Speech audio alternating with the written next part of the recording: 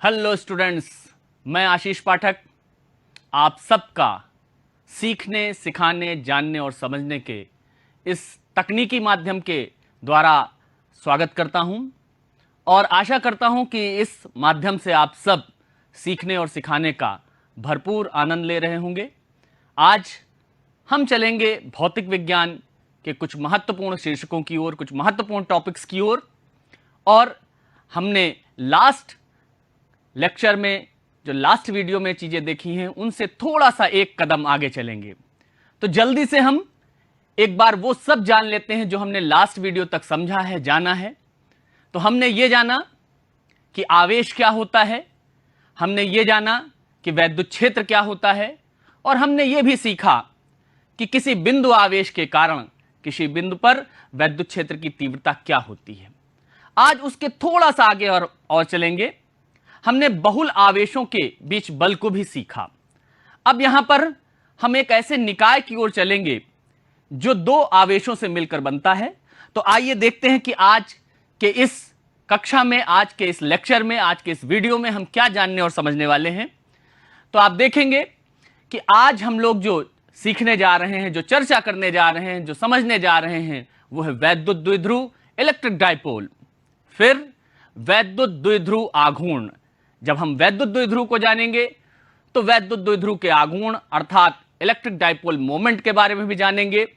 और उसके बाद आज हम लोग ये भी जानेंगे कि वैद्युत द्विध्रुव के कारण किसी बिंदु पर वैद्युत क्षेत्र की तीव्रता, उसमें एक स्थिति जो है, पहली अक्षीय स्थिति में अगर कोई बिंदु होता है तो उस स्थिति में वैद्युत द्विध्रुव के कारण किसी बिंदु पर वैद्युत क्षेत्र की तीव्रता क्या होती है, इसके बारे में भी डिस्कस करेंगे। तो आप सबसे बहुत मैं आशा लगाए हूं और मुझे पूरा विश्वास है कि आज की कक्षा को हम दोनों मिलकर के, आप वहां से मैं यहां से, एक बहुत अच्छी तरीके से रोचक ढंग से आगे बढ़ाएंगे और इस माध्यम के जरिए भी हम सीखने और सिखाने का पूरा आनंद लेते हुए ज्ञान का अपना जो भंडार है उसको विस्तृत करेंगे। तो हम आगे बढ़ते हैं। तो सबसे पहले मैं आपसे बात करना चाहूंगा, वैद्युत द्विध्रुव है क्या, इलेक्ट्रिक डाइपोल।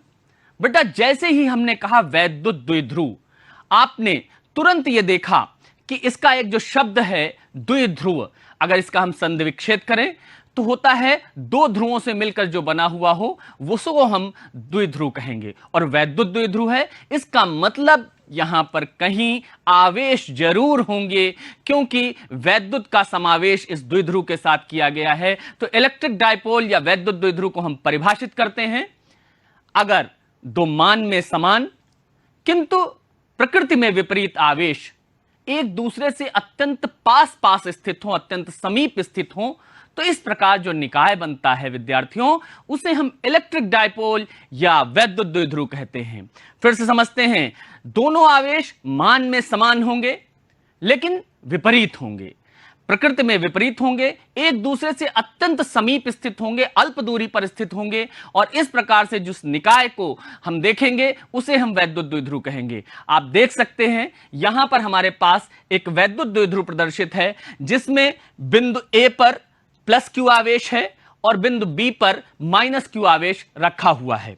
इन दोनों आवेशों का मान तो समान है, आप देखेंगे दोनों ही आवेश क्यू मान के हैं, एक धनावेश है और एक ऋणावेश है, और इनके मध्य एक अल्प दूरी 2L है, इसलिए ये एक वैद्युत द्विध्रुव का निर्माण करते हैं। ये निकाय एक वैद्युत द्विध्रुव कहलाता है। अब हमने ये समझ लिया कि इस वैद्युत द्विध्रुव को किस तरीके से परिभाषित किया जा सकता है और वैद्युत द्विध्रुव में कौन से आवेश होंगे और कितनी दूरी पर होंगे। एक बात का ध्यान विद्यार्थियों आपको रखना है कि इनके बीच की दूरी को हम अल्प दूरी कहेंगे। अल्प दूरी कहेंगे नहीं, बल्कि द्विध्रुव तभी बनेगा जब उनके मध्य की दूरी अत्यंत अल्प हो। अब वैद्युत द्विध्रुव की परिभाषा जानने के बाद हम इसके आघूर्ण के बारे में जानकारी करना चाहते हैं। फिर से हम आपको यहां पर वैद्युत द्विध्रुव का जो चित्र है वो देखेंगे। ए पर प्लस क्यू आवेश, बी पर माइनस क्यू आवेश, उनके बीच की अल्प दूरी 2L। अब हम वैद्युत द्विध्रुव के आघूर्ण को आपसे परिभाषित करते हैं। अब वैद्युत द्विध्रुव का आघूर्ण कैसे परिभाषित किया जाए, इसको बहुत सहज और सरल तरीके से हमारे साथ सीखते हैं, जानते हैं। जो वैद्युत द्विध्रुव दो आवेशों से मिलकर बना है, जिन दो आवेशों से मिलकर उस वैद्युत द्विध्रुव का निर्माण हुआ है वो दोनों मान में समान होंगे, मैंने आपको बताया है।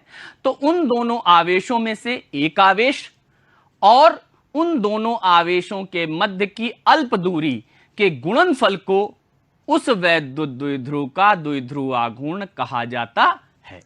बहुत सरल परिभाषा है। यहां पर दो आवेश थे, एक प्लस क्यू और एक माइनस क्यू, दोनों में आवेशों का मान क्यू था, इनके बीच की अल्प दूरी 2l थी। तो आप देख सकते हैं कि यहां पर जो हमारे पास द्विध्रुव आघूर्ण P है equal to Q into 2l है।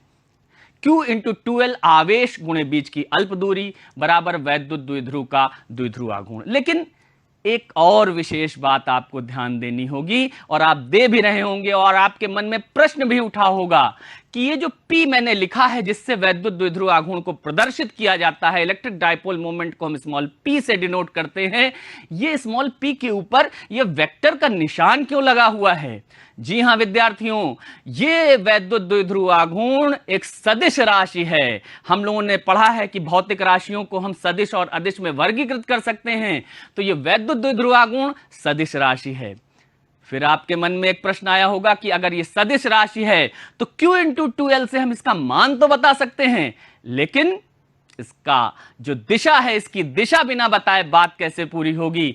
तो बिल्कुल आपने सही सोचा, मैं इसकी दिशा भी आपको बताऊंगा।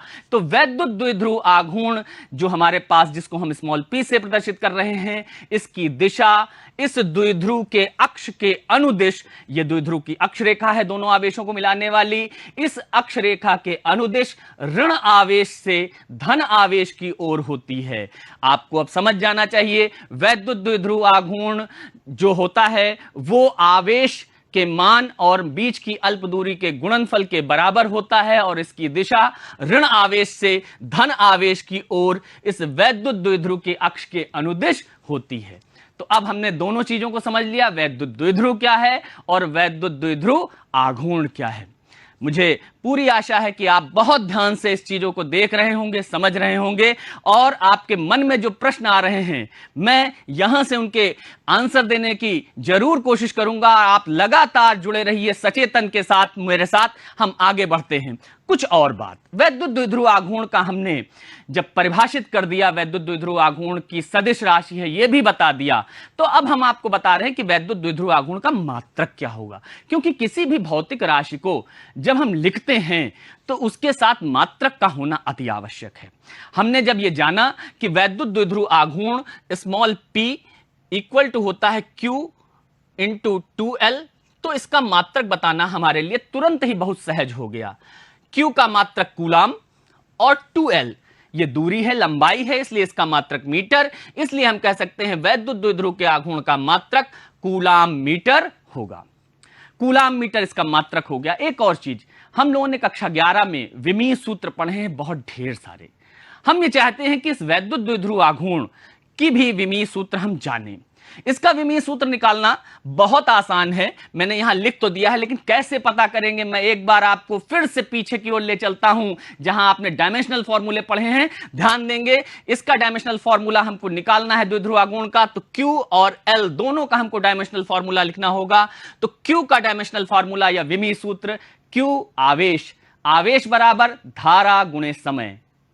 मैं आपको दे रहा हूं, प्रश्न दे रहा हूं, आप वहीं से उत्तर देंगे, मुझे पता है। आवेश बराबर धारा गुणे समयांतराल, तो इसका विमीय सूत्र क्या होगा स्टूडेंट्स? बिल्कुल ठीक, मुझे पता है आप में से बहुत से विद्यार्थियों ने सही जवाब दिया है, A इंटू टी। तो Q का विमीय सूत्र हो जाएगा AT, बल्कि इसको हम AT बोलेंगे।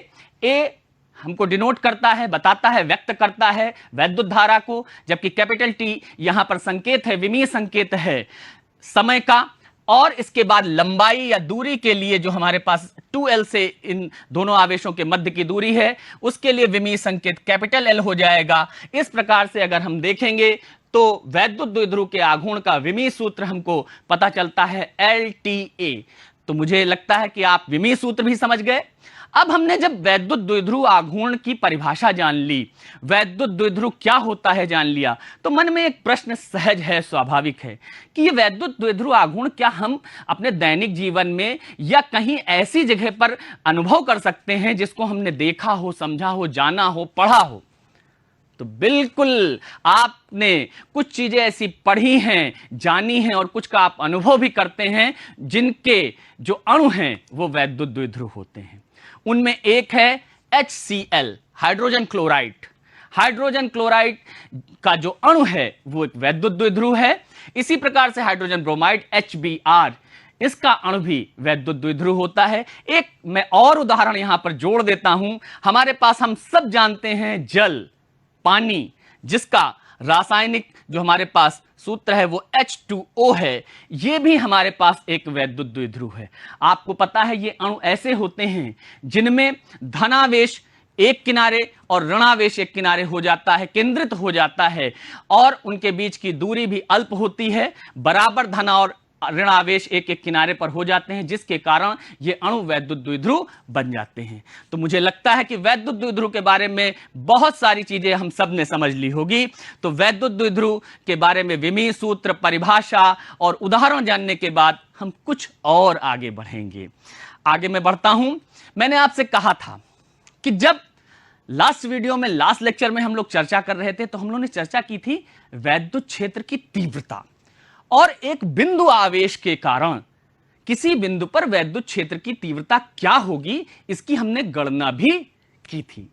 तो विद्यार्थियों, आज हमको एक बिंदु आवेश के कारण वैद्युत क्षेत्र की गणना नहीं करनी है, बल्कि जो आवेशों का एक निकाय वैद्युत द्विध्रुव के रूप में हमने प्राप्त किया है उसके कारण वैद्युत क्षेत्र की तीव्रता की गणना करनी है, वैद्युत क्षेत्र की तीव्रता का पता लगाना है।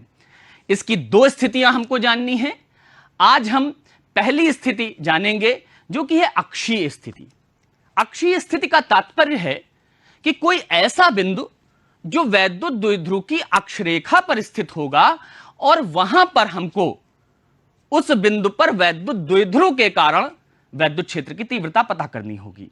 यहां ध्यान रखेंगे कि हमने बिंदु आवेश के कारण वैद्युत क्षेत्र की तीव्रता जान चुकी है, पढ़ चुके हैं, समझ चुके हैं, उसका सूत्र भी हमने डिराइव किया था, व्युत्पन्न किया था। आज आवेशों के इस निकाय जिसको हम वैद्युत द्विध्रुव कर रहे हैं, इसके कारण अक्षीय स्थिति में वैद्युत द्विध्रुव की तीव्रता पता करने जा रहे हैं। तो आपके सामने जो चित्र है इसमें एक वैद्युत द्विध्रुव AB प्रदर्शित है, आप देख सकते हैं।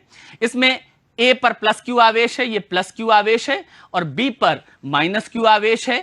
इनके मध्य की अल्प दूरी 2L है। इस द्विध्रुव का मध्य बिंदु O हमने लिया है, इस द्विध्रुव का मध्य बिंदु O है, और इसकी जो अक्षरेखा है दोनों आवेशों को मिलाने वाली, यहां पर एक बिंदु P है। इस P बिंदु की दूरी इस द्विध्रुव के मध्य बिंदु O से R है, आपको यहां दिखाई दे रही है।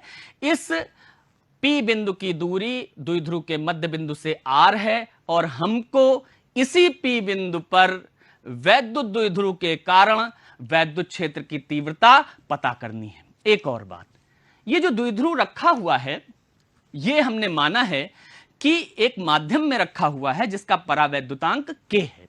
तो K परावैद्युतांक के माध्यम में रखे हुए इस वैद्युत द्विध्रुव AB के कारण उसकी अक्षरेखा के बिंदु P पर हमें वैद्युत क्षेत्र की तीव्रता पता करनी है। वैद्युत द्विध्रुव की लंबाई 2L है, उसका मध्य बिंदु O है, O से P की दूरी हमारे पास OP जिसे हम कहेंगे वो स्मॉल r के बराबर है। तो चलिए आइए गणना करते हैं, मिलकर गणना करते हैं कि वैद्युत द्विध्रुव के कारण अक्षीय स्थिति में वैद्युत क्षेत्र की तीव्रता क्या होगी। हमारे साथ आप भी जुड़े रहिए और हम लोग मिलकर गणना करेंगे। तो मैंने आपसे कहा, एक बार हम फिर से देखते हैं कि इसमें आप देखेंगे मैं यहां से कुछ चीजें लिख दूं। जो हमारे पास ये मध्य बिंदु है, इस वजह से जो O से A की दूरी होगी ये हमारे पास द्विध्रुव की आधी लंबाई होगी, और यही हमारे पास OB के बराबर भी होगी।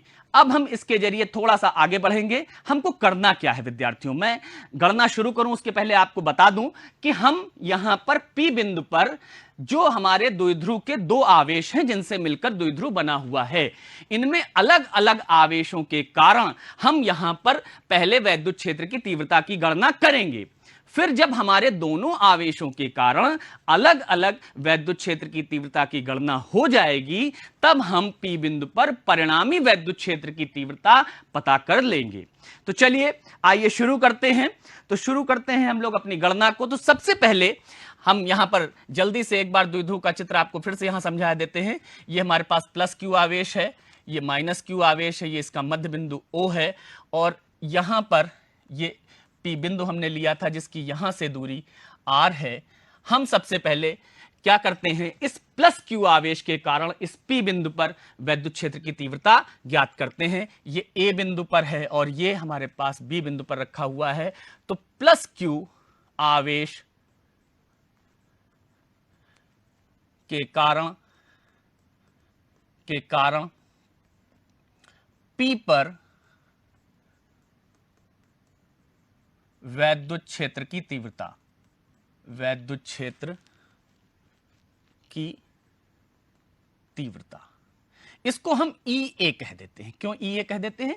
क्योंकि ये प्लस क्यू आवेश बिंदु A पर रखा हुआ है। हमको पता है बिंदु आवेश के कारण किसी बिंदु पर वैद्युत क्षेत्र की तीव्रता क्या होती, मैंने आपको लास्ट वीडियो में समझाया था, आपको याद होगा, और मुझे पता है आप लोग मन में दोहरा रहे होंगे। जी हां, बिल्कुल सही, 1/4 पाई एप्सिलॉन नॉट के Q अपॉन डिस्टेंस। डिस्टेंस कहां से? जिस बिंदु पर हमको वैद्युत क्षेत्र की तीव्रता पता करनी है उस बिंदु की इसके मध्य बिंदु से दूरी, अर्थात OP। हमारे पास हम पता कर रहे हैं A से P, A पर चूंकि रखा हुआ है इसलिए हम यहां पर A से दूरी लेंगे, A से P का स्क्वायर। चूंकि प्लस क्यू आवेश A बिंदु पर रखा है इसलिए हम A से P तक की दूरी लेंगे। यह चीज हमको ध्यान रखनी है कि मध्य बिंदु से दूरी R है, लेकिन प्लस क्यू आवेश बिंदु A पर रखा है इसलिए A से P की हम दूरी लेंगे, AP स्क्वायर।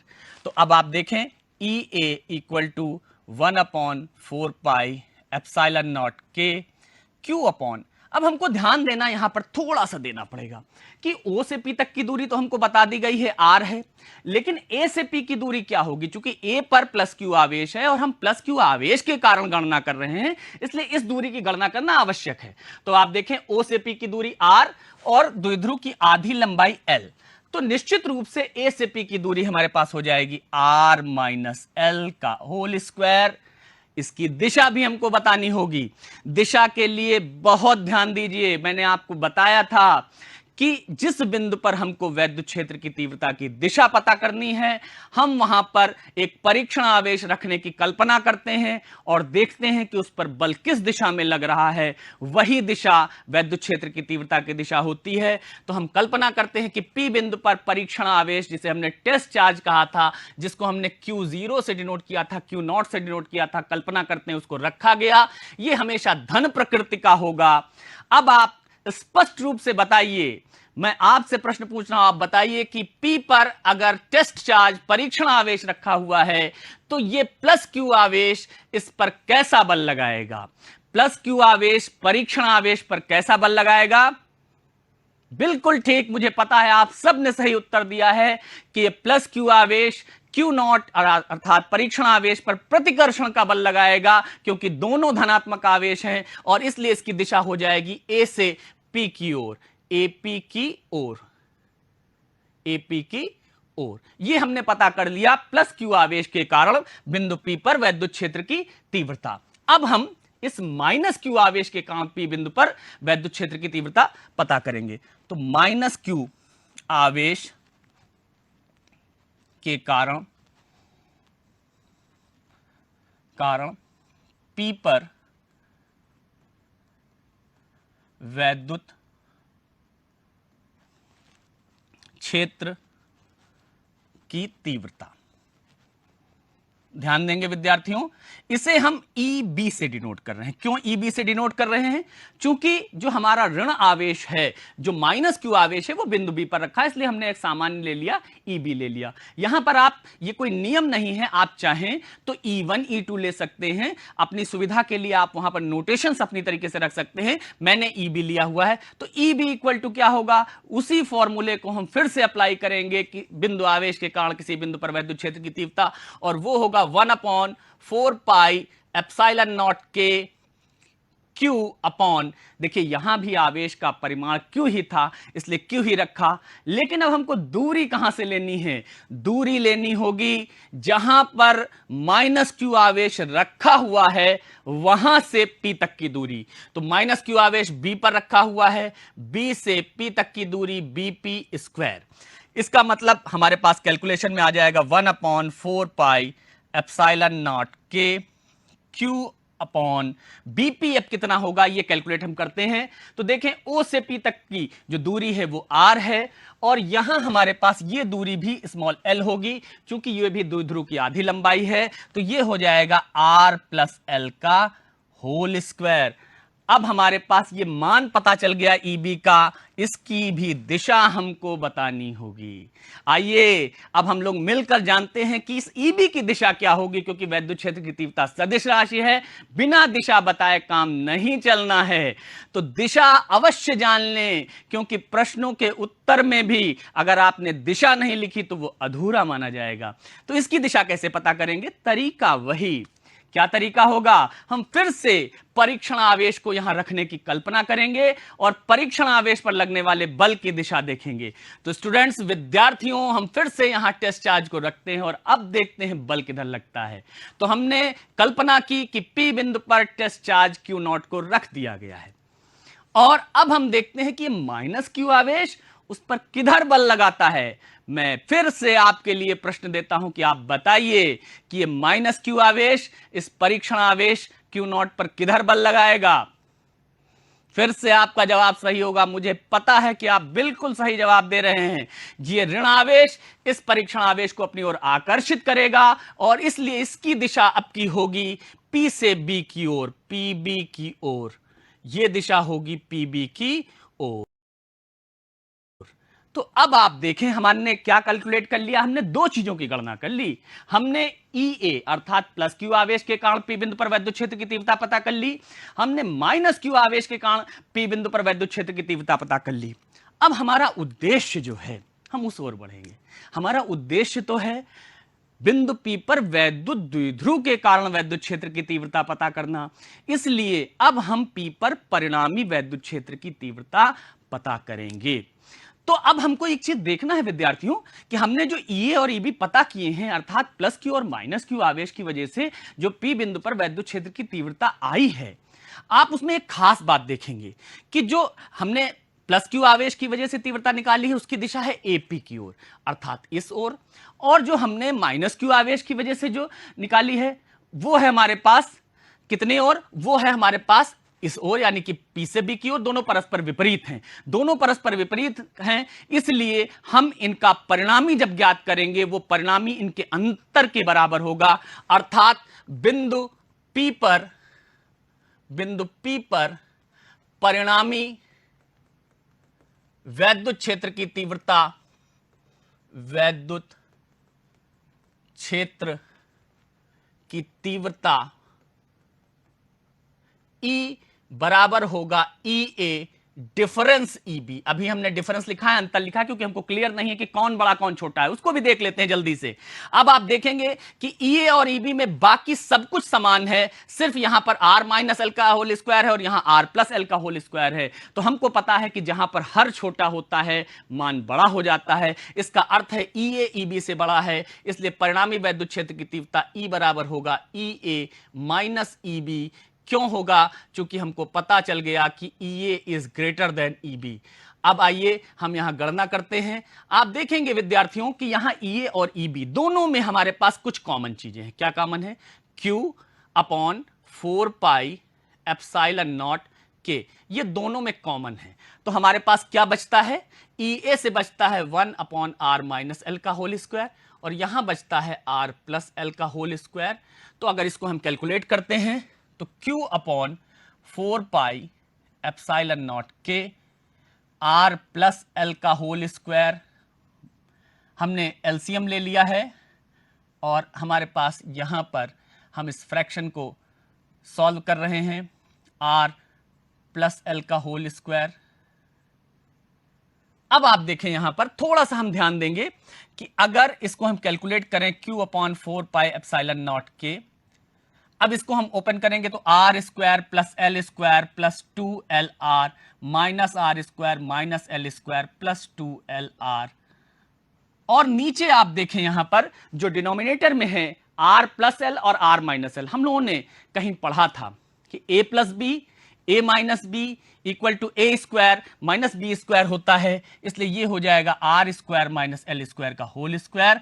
और ऊपर आप देखें ई इक्वल टू जो हम कैलकुलेट कर रहे हैं क्यू अपॉन 4 पाई एप्सिलॉन नॉट के, ऊपर हमारे पास बच गया यहाँ पर 2LR और नीचे हमारे पास हो गया R square minus L square का होल स्क्वायर। अब यहाँ पर दो अप्रॉक्सीमेशन जल्दी से हम करते हैं। देखिए Q इंटू 2L हम सब अभी सीख चुके हैं, ये द्विध्रुव आघूर्ण P के बराबर होता है, और यहां पर हमारे पास ये सूत्र बन जाएगा E बराबर 1 अपॉन, यहां मैं लिखता हूं, इसको हटा देते हैं, 1/4 पाई एप्सिलॉन नॉट के P R upon are square minus L square का whole square.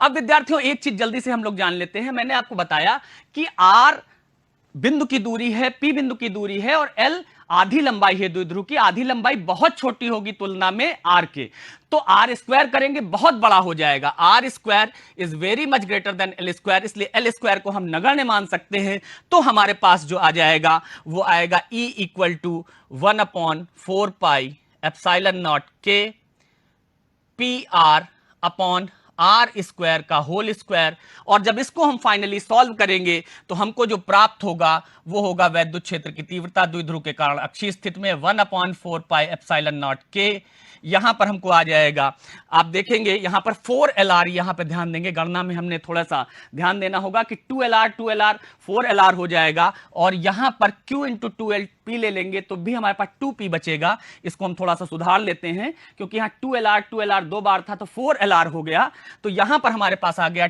2P upon are cube.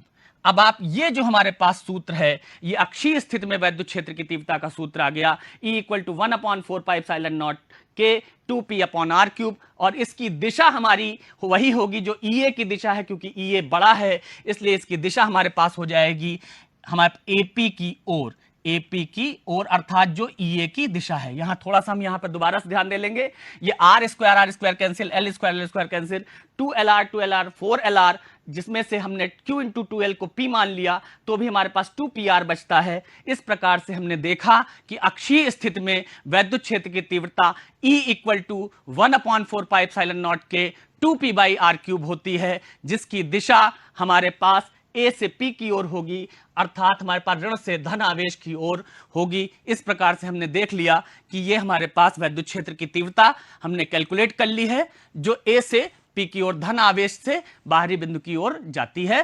Thank you. Next lesson में, नेक्स्ट चैप्टर में, नेक्स्ट टॉपिक के साथ हम फिर से मिलेंगे नेक्स्ट वीडियो में। थैंक यू, बहुत बहुत धन्यवाद। सतर्क रहिए, सुरक्षित रहिए, स्वस्थ रहिए। सभी को बहुत बहुत शुभकामनाएं।